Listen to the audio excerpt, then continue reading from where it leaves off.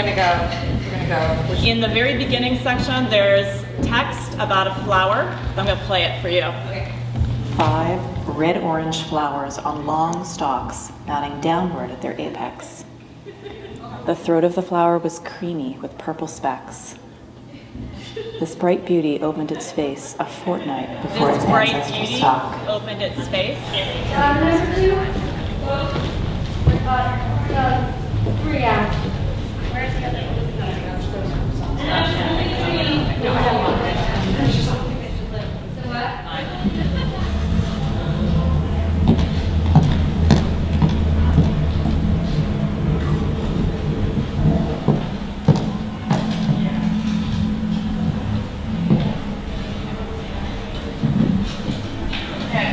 Lights out.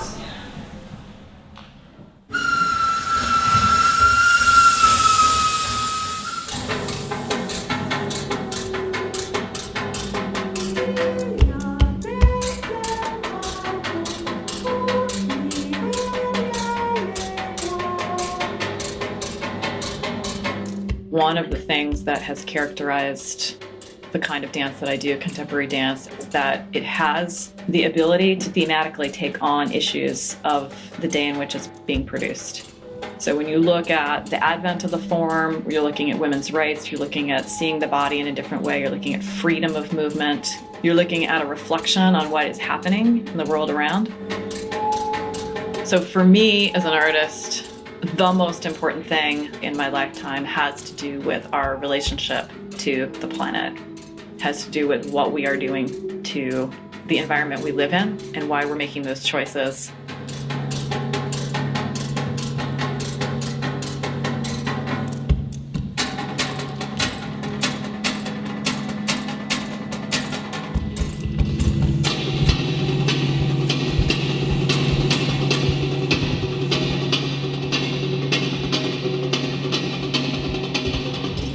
And I'm just one small person. I'm not a scientist.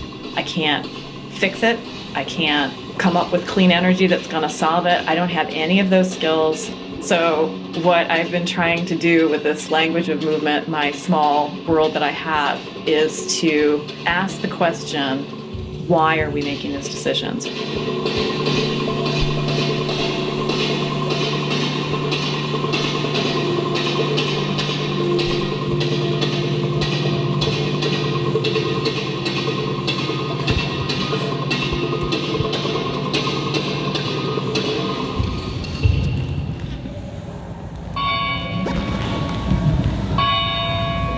I started this piece when I read the research that came out of Thoreau's journals from Walden Pond about bloom times of plants. This scientist compared those notes to contemporary knowledge about bloom times and did a recollection and found out, in fact, things are blooming about 3 weeks earlier than it was in Thoreau's time. And that is a dramatic change in the scope of what's happening with spring.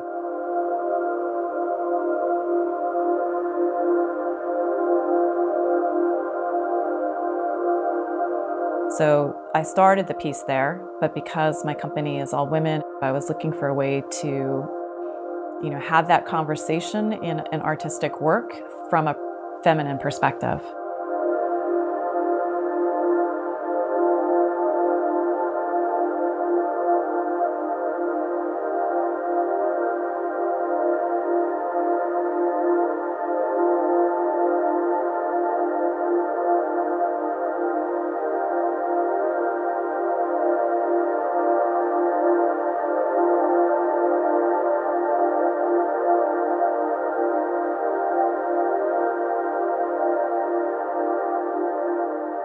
So I thought about the women of the mills and how they were engaged in making fabrics and how that industrialization led to the accumulation of store-bought things, which didn't really exist beforehand, and how that has changed our world.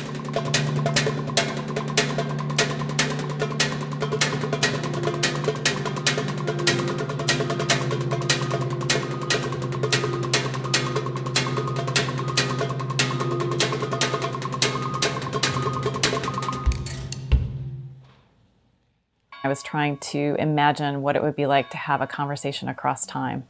If we could talk with those people, those generations before, what would their perspective be? And if they could talk with us, how surprised would they be at the outcomes? Regulations to be observed by all persons employed in the factories. If you could know how sultry it is here and how fatigued I am by my work in this warm weather, you would understand why I want to be home and to go down by the brook and sit by the cool spring. Anyone who shall take from the mills or the yard any yarn, cloth, or other article belonging to the company will be considered guilty of stealing and liable to prosecution board. Jody's process is very collaborative. A lot of times she'll come in with movement vocabulary that she gives to us, but a lot of times she gives us an assignment and then we find our own way of saying what she wants to say. I love that. I love that we have the freedom to solve those problems together. Lots of talking through what she wants to accomplish with each work.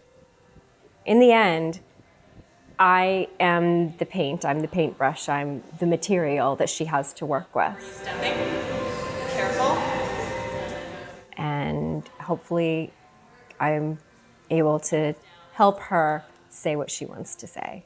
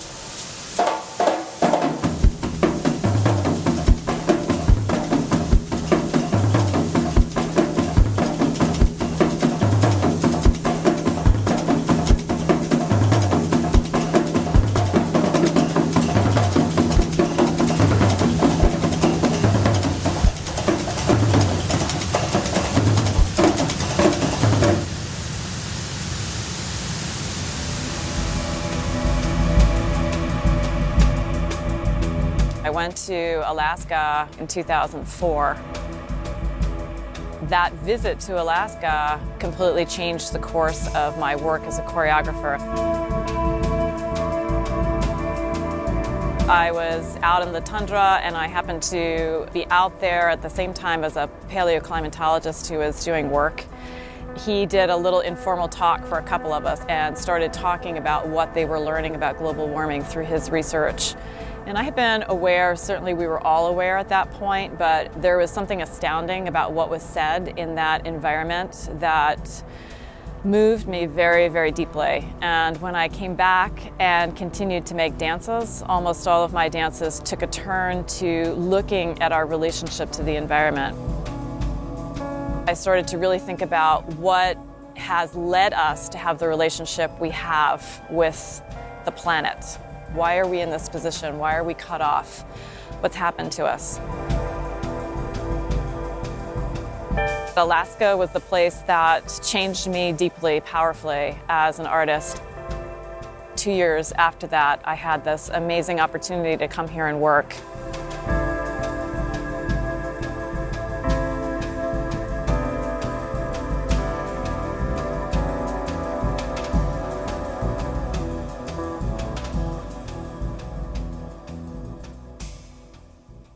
I started dancing when I was 3 years old, but because I started so young, I don't know what drew me in the first place to become a dancer, but I know from the time I was 8 years old, I was already talking about that's what I wanted to do. So it's always been a pull for me. I think that I can say as an adult that the pull has to do with the way that it integrates our physicality with our mind and our spirit. It's like this perfect circle of being and expression. I had dabbled a little bit after I was introduced to modern dance with choreography at the end of high school, but when I actually got to study sort of the nuts and bolts of how it was done, I just have found that it's such an engaging practice. And I've never made a dance ever in my life that hasn't taught me something about making dances. And so every time I finish making a dance, I want to make another dance and apply what I learned. It's never an art form that you feel like you got there. You just are always growing, always learning. It's really powerful that way.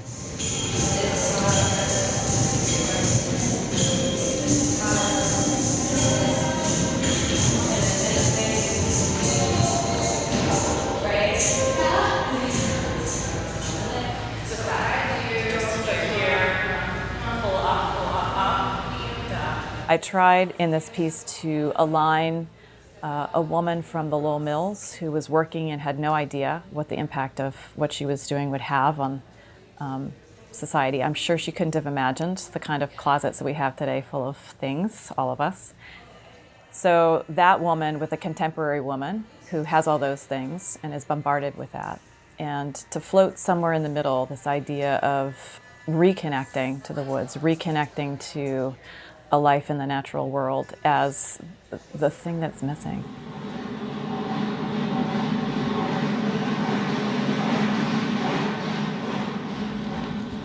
Saturday, shopping day, and my closet spins a color wheel of choices. Hats topple from the top shelf. My boot boxes make a mountain. Sultry perfume on a scarf finds my nose. I move to open the window where the fresher perfume of spring hovers.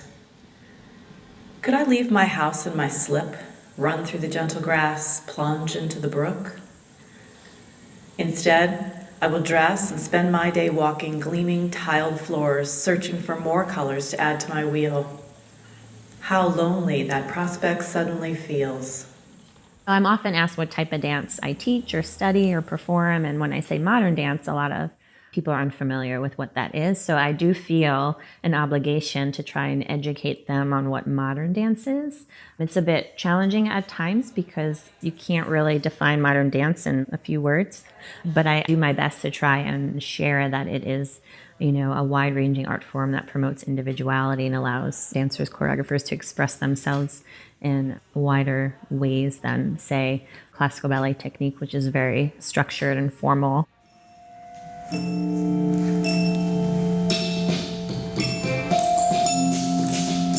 Each one of us has our own individual preference for movement and the kind of aesthetic that we find pleasing to the eye as well as pleasing to the body.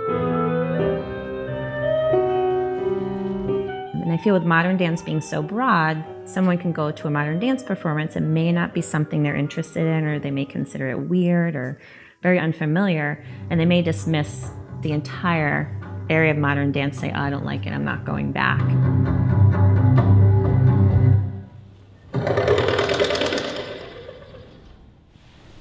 I think we did this.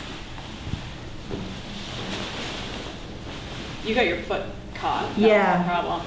So maybe when you go down, yeah. Usually my feet aren't caught though, that was awkward. I wonder if when you go down before you try to do it, if they're not uncovered, if you just do a little whoop. just open the skirt. Yeah, I think that the art form has always been very individualistic in nature. That is to say that every choreographer's work is different and is reflective of that person, their history, their relationship to the world around them. Then turn, Okay. and then do that last. Okay. Yeah. You want to try that with the dress in between it? When I start a new work, I create a movement language that becomes that world that will complete that work.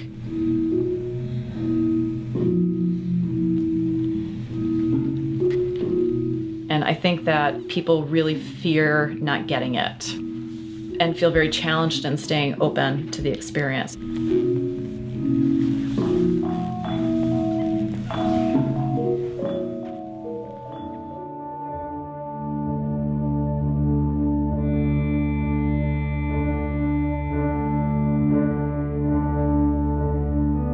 When I work with young people in a choreography class, the very first hurdle that we have to get through together is that they want the dance to look pretty and they want it to make people feel good.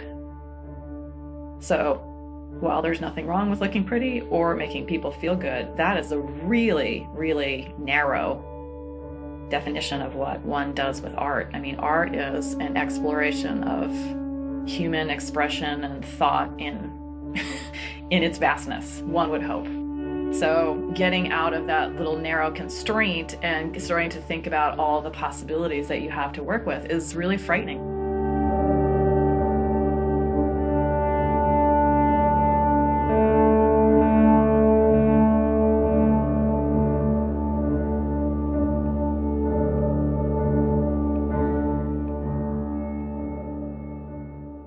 If you look at popular dance today, what does popular dance look like?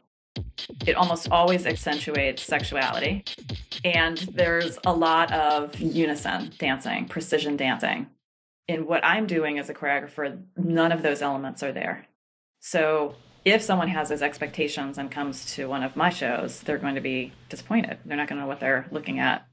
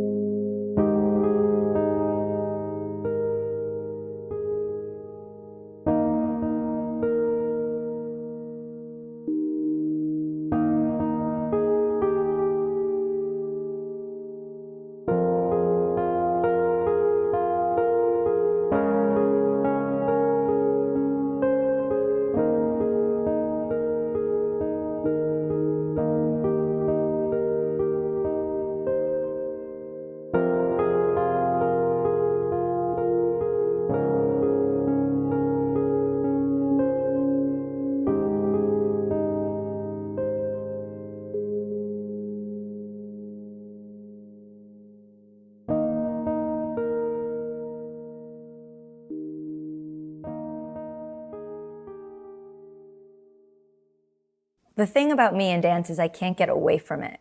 A lot of people say, like, I spend time worrying about how to bring it into my life. I've tried to get dance out of my life sometimes, and I never seem to be able to.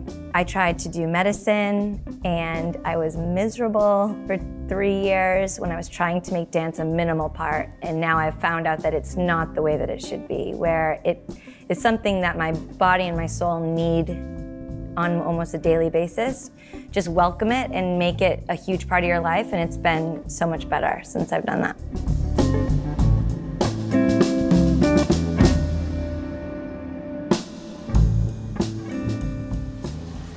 The era of the wild apple will soon be past. It is a fruit that will probably become extinct in New England. I fear that she who walks over these fields a century hence will not know the pleasure of knocking off wild apples.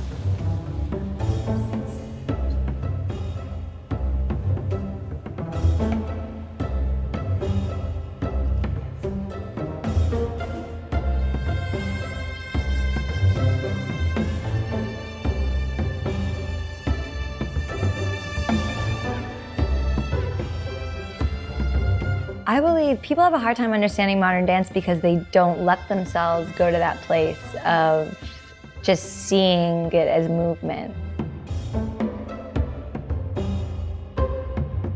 it takes a while sometimes to unfold exactly what the choreographer was trying to say. So it just takes that patience, taking a step back and seeing it.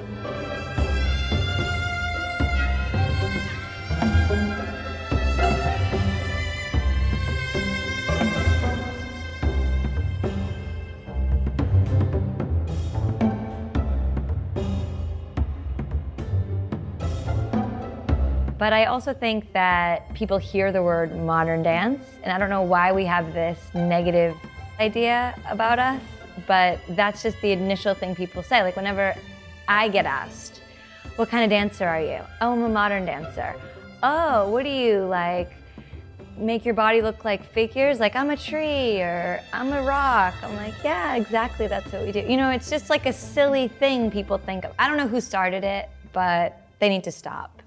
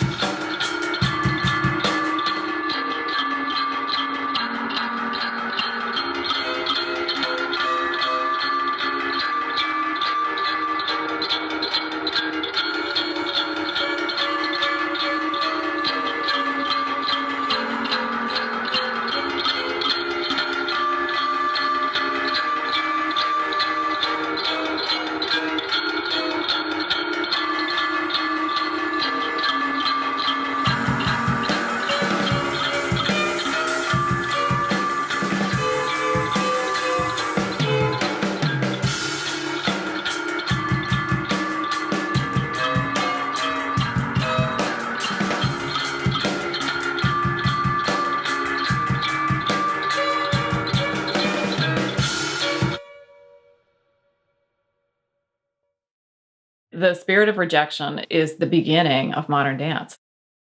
The art form developed during the 19th century women's movement when women were looking for health. They were looking for ways to move expressively, something that had been denied to them. They were looking to get out of the corset. They were looking to be fully expressive human beings. Clothing for wealthy women was extremely restrictive, and in fact, the corset being probably the item of greatest focus was causing all kinds of health problems because they even corseted small girls, and so their organs could not develop properly. And so there was a health crisis along those fronts. Women wore shoes that were also generally too small for their feet because small feet were something that was a desirable look.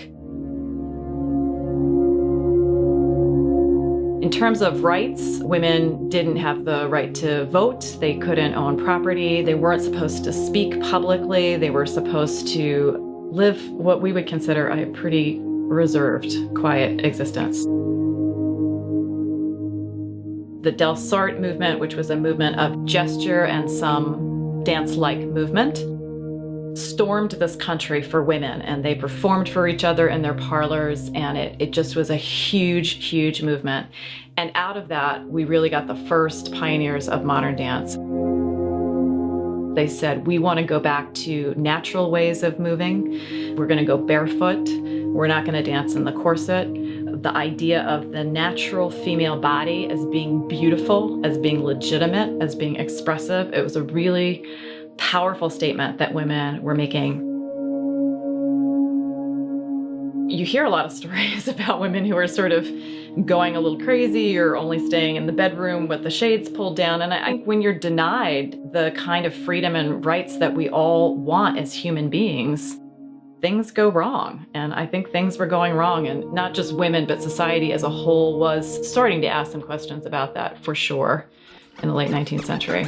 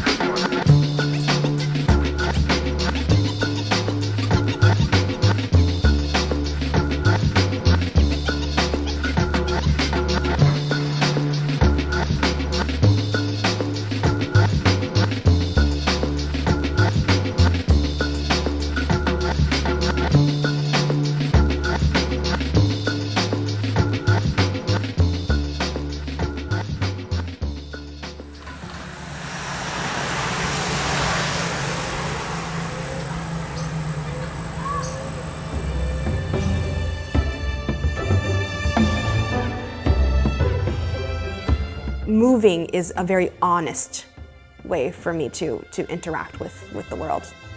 More honest, I think, or more true than anything else. Modern dance was very different from my early training, because my early training was mostly at church, and praise dance is about being carried away. I could only use my arms, as a matter of fact.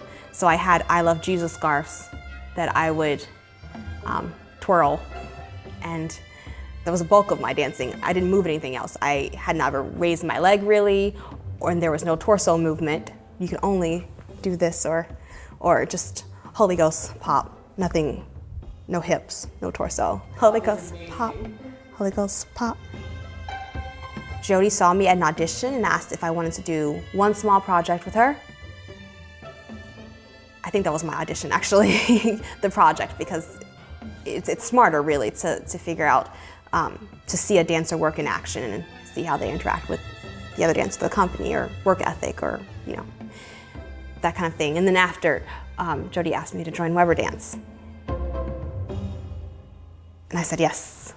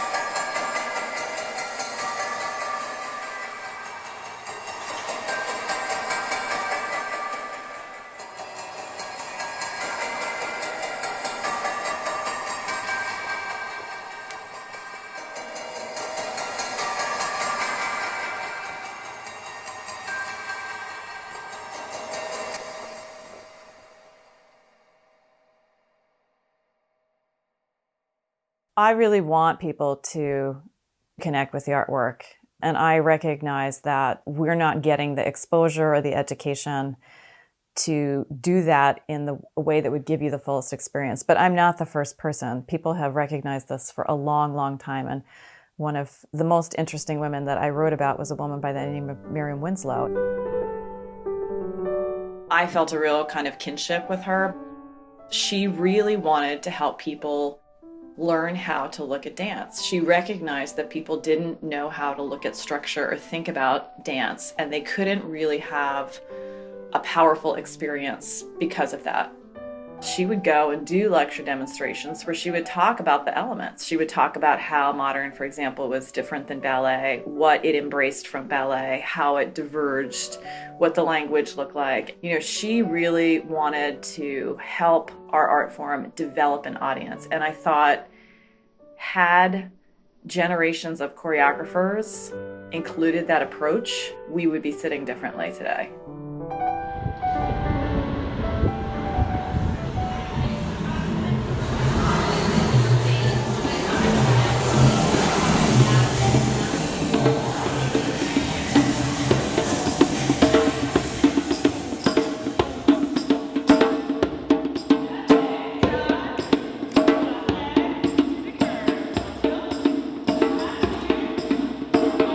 Dance wasn't just about the professional dancer. Dance was about the person who loves to move and loves to come to class. People who are never going to be professional dancers having great dance experiences. That's one of the reasons, like, I'm interested in having our community group. They're not professional dancers, but I think that the work that I do with them is also very important. Those people love dance. They love having an experience with dance. They are part of our larger community.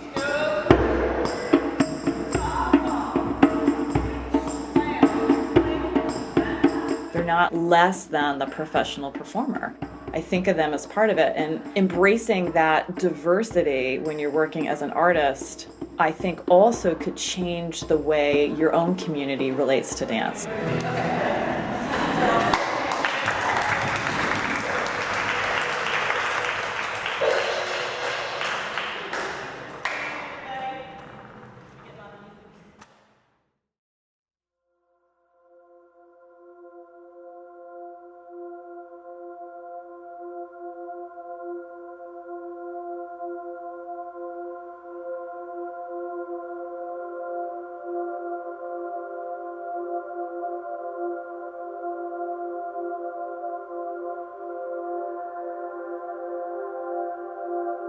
The reason that I wrote the book happened because when I got to Boston, I was involved in the survey project where we went out and surveyed what materials people had in their homes related to their work in dance companies that were no longer in existence. And what I was fascinated by was that everyone said, when I came to Boston in 19 fill in the blank, there was nothing happening. And then we started this, X. And in fact, listening to lots of people talk that way, I realized there was a whole through line of history. And nobody actually understood that there was a whole through line of history. Everybody saw their moment as the moment. And part of that may have to do with the fact that most people don't work in this field for their whole lives just because of the physical issue. So, a lot of women retire in their 30s when they have children. And if you make it past that, a lot of people retire in their 50s because it's too hard on their body.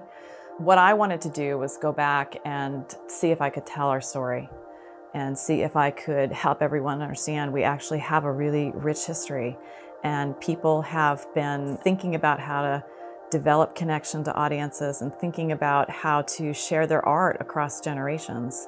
And my hope in doing that was that it would give us a more integrated sense of the present moment, understanding what came before, understanding what their issues were, understanding what we have in common.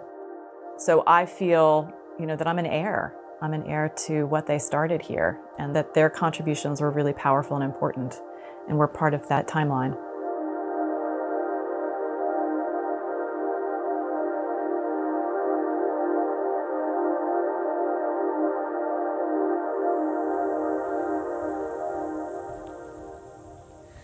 I weave and weave the livelong day.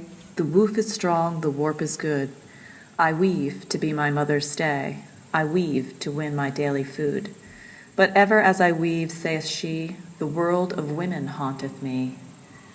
So up and down before her loom she paces on and to and fro, till sunset fills the dusty room and makes the water redly glow, as if the Merrimac's calm flood were changed into a stream of blood.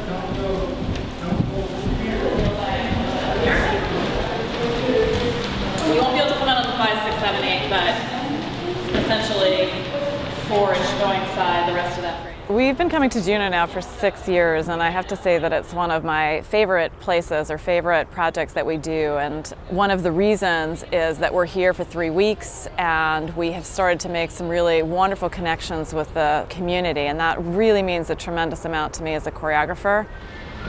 Good. You have to keep a super straight line at the end, so make sure you stay right behind. Yeah. Some of these girls have been there since the first year we've started, and I would guess that their growth as a dancer has probably been really excelled by these summer intensive workshops.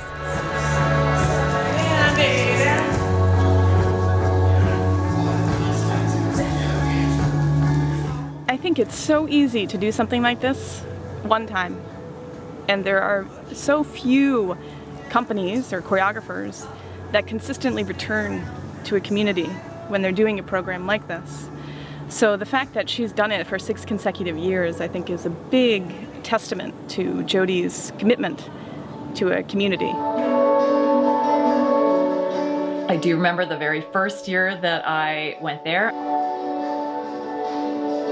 I gave a number of talks in the community. And what I think is interesting is that the kind of questions and response we get from that final performance now has shifted. The kinds of things people say are more informed, and they're able to see more just because of that process. I think that shows evidence that having education be part of the process really does serve the art form in the long run.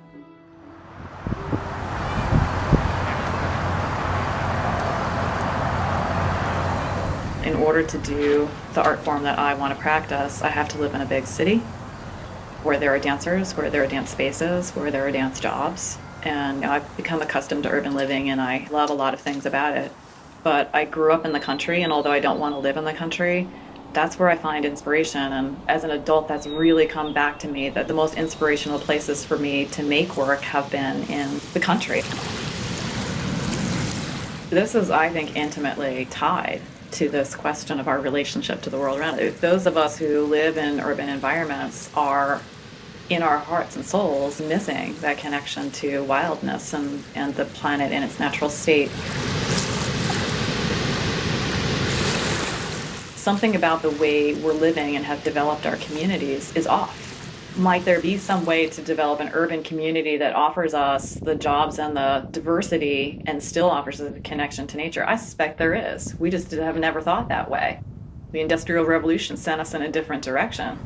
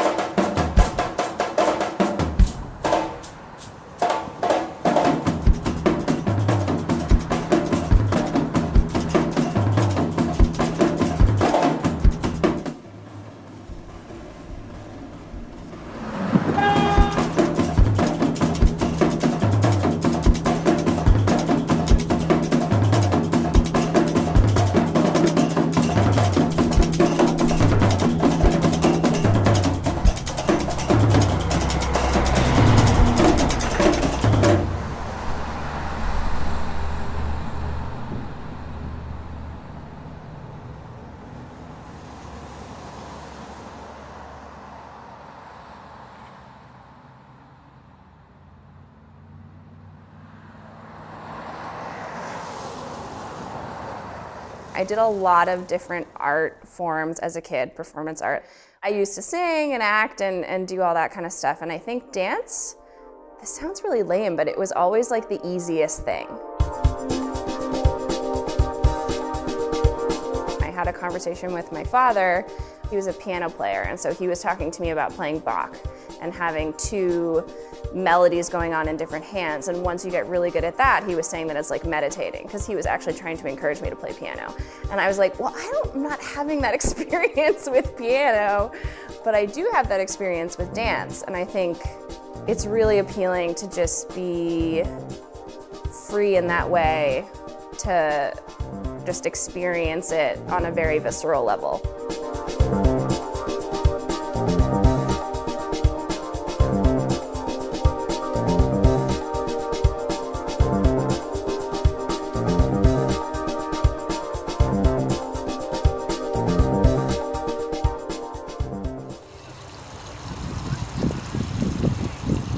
Jody's work is really interesting to perform because she has a really great emotional and spiritual quality that she instills in her dances, and a lot of them are about the connection between humans and the environment and how complicated and interesting that has become.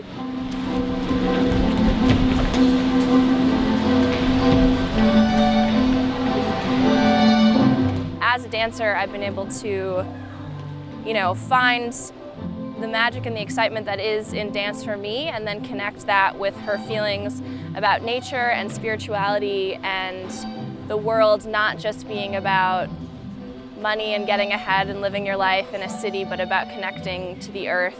And doing it in Alaska is amazing because it's such a beautiful natural landscape, as you can see.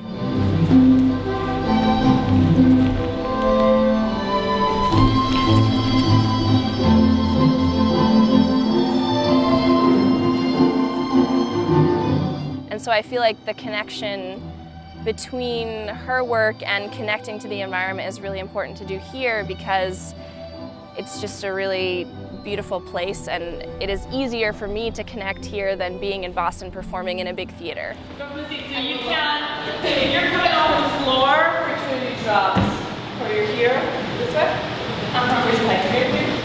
In that way, Juneau is an amazing opportunity to actually go and do what I love to do in a place that also has spectacular natural beauty and allows me to feel connected. Hold on. That's better. Look at each other. Right, you want to make eye contact. That's why the van, Clean Energy Van, would be so cool. That would be a way for me to live my own truth. My idea was to create a van that runs on clean energy and could transport a portable dance floor, which already exists, and could also charge lighting instruments that would also be running on clean energy. That technology already exists as well. And one of the challenges for dance is that there aren't that many theaters of a size that are appropriate for us around this country, and many small communities don't have a theater at all. So a van would combine everything about working in a really integrated way with the environment and not taxing the environment, and allow us to bring dance to communities that might not otherwise have it, and bring educational experiences to dance communities that might not have it. So you have 3 shapes. I'll just give it to you. Lunge, second, change, change, change. Second, lunge, change, change, change. Jody is not interested in sort of flying into a situation, teaching some classes, doing a show, and then flying right back out again. She wants to be a part of the community, and we've really sort of we have a relationship with the people here after 6 years. Aim to get you on quarter, just so we have, I know we moved you in, and Roxy's on quarter too. I think that art is and should be an interactive and warm and friendly and communicative experience. And weave and final pose.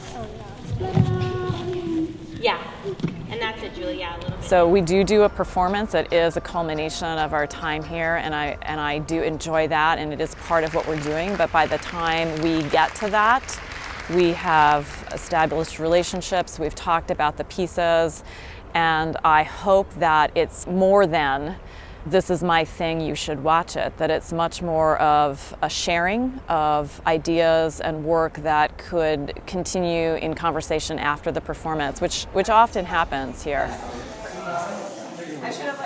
I will tell you why the factory girl sits in the hour of meditation and thinks.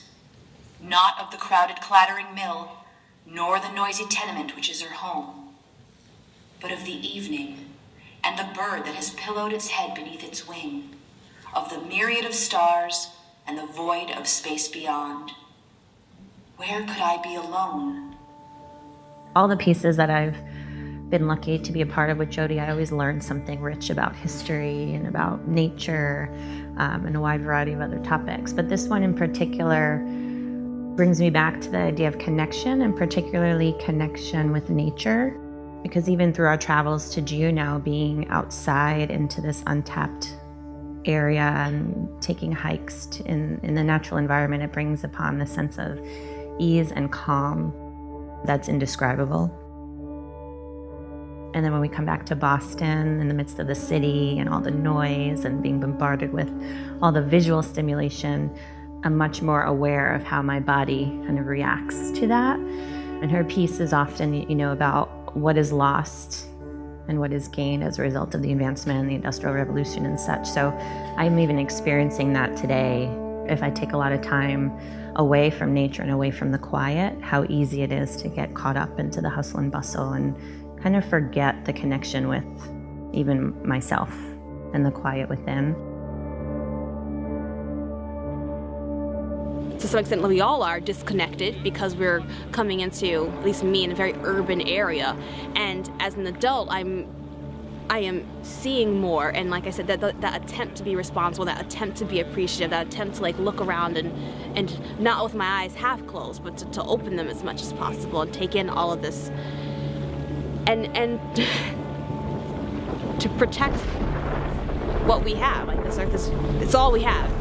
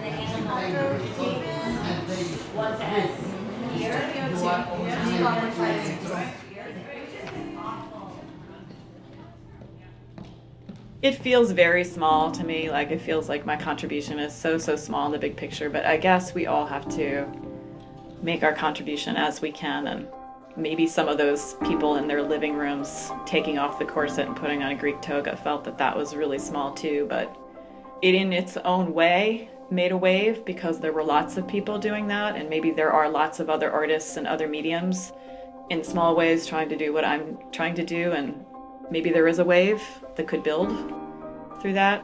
Only time will tell.